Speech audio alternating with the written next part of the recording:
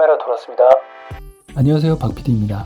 저는 대학 시절 취미로 사진을 찍다가 졸업 후 처음 대리점 영업사원으로 사회생활을 시작해서 영상 콘텐츠 제작 PD를 거쳐 지금은 영상 제작 및 온라인 마케팅 회사를 운영하고 있습니다. 그동안 17년 넘게 해외 50여 개국을 넘게 다니면서 여행 콘텐츠 PD로 다양한 영상을 많이 제작을 해왔는데요. 어떻게 영업사원에서 제작 PD가 되었는지 궁금하신 분들도 계실 거예요. 그리고 다양한 촬영 장비 소개부터 어떻게 영상과 사진 촬영을 잘할 수 있는지 그동안 알게 된 촬영 노하우와 꿀팁, 재밌었던 에피소드까지의 이야기를 차차 해보려고 합니다. 필름 사진의 시작은 대학 시절의 어느 가을날로 거슬러 올라갑니다. 우연히 집 장롱 속에서 발견한 어릴 적 부모님이 가족 사진을 찍어주시던 카메라가 있었는데요. 기종은 미놀타 하이매틱 AFT라는 자동 필름 카메라예요. 그러면서 인터넷을 하면서 더 알게 된 로모나 펜 EE3 등 목측식 토이 카메라를 거치면서 필름 사진의 매력에 푹 빠지게 되었습니다. 당시에는 종로의 서울극장 근처에 삼성사라고 서울에서 필름을 가장 싸게 팔던 가게가 있었어요. 시내에 한번 나가면 필름을 20롤씩 사오기도 하고 용돈을 좀 모은 달에는 비싸긴 하지만 슬라이드 필름도 한두 롤씩 사곤 했죠. 다 찍은 필름이 어느 정도 모이면 지금은 없어진 서비스이긴 한데 상봉역 코스트코에 가면 필름을 한 롤당 1,500원에 디지털 스캔해서 CD에 담아줬습니다.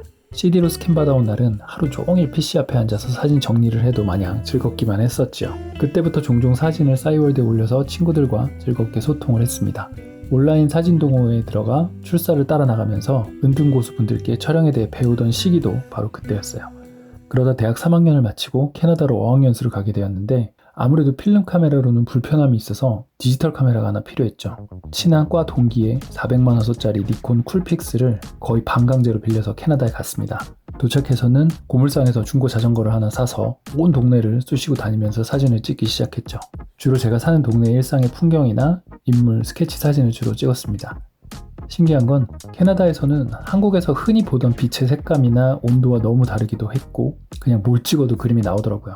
서점에서도 사진 관련 책을 많이 찾아봤는데요. 앙리 까르띠에 브레송이라는 프랑스의 유명한 작가가 저에게 많은 영향을 끼쳤습니다. 브레송이 추구하던 완벽한 구도 안에 있는 찰나의 순간을 담아내던 그런 느낌을 비슷하게 흉내라도 내보려고 했었던 기억이 나네요. 지금도 제가 가장 좋아하는 저녁 무렵에 깊게 늘어지는 햇빛에 비율을 맞춘 멋진 구도의 풍경, 거기에 스토리가 담긴 피사체까지 완벽하게 더해진 순간을 만나서 조용히 셔터를 누를 때면 어차피 필름 사진이라서 결과물을 바로 볼 수도 없으면서도 온몸에 소름이 돋는 그런 희열을 느꼈던 기억이 납니다. 가끔 당시의 사진을 보면 너무 행복했던 시절이 떠오르네요. 사진과 카메라에 대해서 취미 이상으로 공부하게 되면서 아무래도 이제 슬슬 장비 욕심도 생겨나기 시작했죠. 하지만 사정이 넉넉지 않은 유학생이다 보니 돈이 별로 없었거든요. 당시에 폴란드 하숙집 아주머니의 속도가 느린 윈도우 XP 컴퓨터로 미국에서 올라온 미놀타 X300 카메라와 50mm 1.4 렌즈를 이베이에서 아주 저렴하게 낙찰받아서 배송받았던 순간이 아직도 생각납니다. 제발 아무도 이 카메라를 발견하지 말았으면 하고 며칠 동안 심장 쫄깃하게 지켜보곤 했었죠. 그게 바로 저의 첫 렌즈 교환식 SLR 카메라였어요. 캐나다에서도 코스트코에 가서 스캔받은 사진을 온라인에 종종 올리곤 했는데 주위 사람들의 사진에 대한 반응이 좋기라도 하면 그날은 막 더 신나서 비가 오나 눈이 오나 사진을 찍으러 나갔습니다. 지금 생각하면 어학연수는 뒷전이고 사진 유학을 다녀온 게 아닌가 싶을 정도로 사진 찍는 게 재밌었던 것 같아요. 어학연수를 마치고 한국으로 돌아와서는 그동안 해외에서 찍었던 사진을 가지고 영상 만드는 법을 찾아가면서 동영상을 만들기 시작했습니다. 당시에 UCC라는 명칭이 유행이었었죠. 그런데 영상 제작은 사진과는 또 다른 세상이더라고요. 뻑하면 뻗어서 다운되는 윈도우 무비 메이커 프로그램에 모션도 주고 음악과 자막까지 넣는 그런 작업들에 재미를 붙이기 시작하면서 영상 제작 PD로서의 첫 꿈을 키웠던 것 같습니다. 당시 학교나 교회 행사가 있을 때도 홍보 영상 제작을 제가 자처하기도 했었죠. 하지만 물론 아마추어 수준일 뿐이었어요. 그러다 졸업과 동시에 국내에서 가장 큰 여행그룹 회사에 공채 입사하게 되었습니다. 처음으로 맡았던 업무는 대리점 영업관리직이었는데 여행사다 보니까 해외 출장이 종종 있었어요. 그래서 출장을 갈 때마다 틈틈이 사진을 찍기도 했고 또 만들어진 사진과 영상으로 콘텐츠를 만들어서 업무에 활용하기도 했습니다. 사내 여행 사진 공모전에서 대상을 탄 적도 있었어요. 한 2년 넘게 영업부서에서 업무를 하다가 어느 날 사내에서 미디어 팀에 충원을 한다는 공지를 보게 됐습니다. 나를 위해 하늘이 주신 기회 같았죠. 평소 습작으로 만들었던 영상들을 포트폴리오로 제출했는데 한번 고배를 마셨습니다.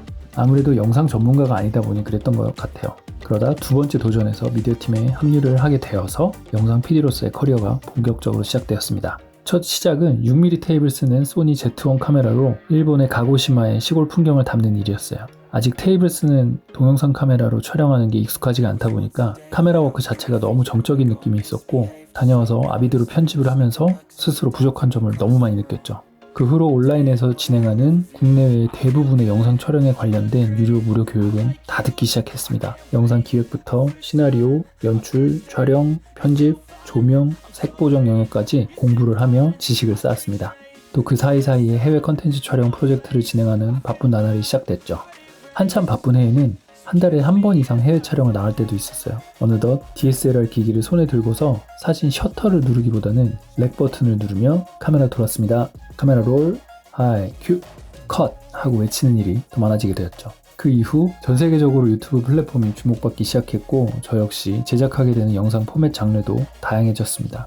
해외를 다니며 오리지널 여행 컨텐츠로부터 예능, 다큐, 교육, 홍보물, CF, 쇼폼 등 많은 영역의 영상을 제작하게 되었고 다루게 되는 장비도 그런 컨텐츠의 발전에 맞춰서 DSLR에서 미러리스로, 대형 짐벌에서 소형 액션캠으로 3D나 VR 영상, 각종 드론까지도 직접 다뤄보게 되었습니다. 그러다 코로나를 거치면서 여행그룹에서 자연스럽게 나와서 전문적인 영상 제작 업체를 거쳐 지금은 운영을 하고 있죠. 이제는 여행 유튜브 영상도 너무 일상적인 컨텐츠가 되었고 누구나 손쉽게 휴대폰을 들고 다니면서 영상을 찍거나 챌린지를 하는 게 당연하기까지 한 시대가 된 것 같아요.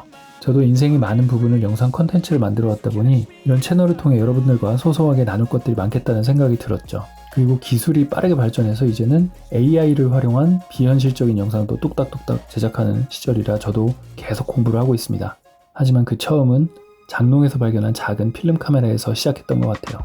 앞으로 사진과 영상에 관련된 장비 이야기부터 촬영 현장, 컨텐츠를 제작하는 뒷이야기들, 편집과 색 보정, 가능하다면 AI 영상 제작까지 다양하게 얘기하는 채널이 되어보려고 합니다. 무엇보다도 영상을 처음으로 찍고 올려보는 많은 유튜버분들께 도움이 될 수 있는 따끈따끈한 정보들을 많이 공유할 테니까요. 앞으로 많은 관심과 응원 부탁드립니다. 첫 영상 시청해주셔서 감사합니다.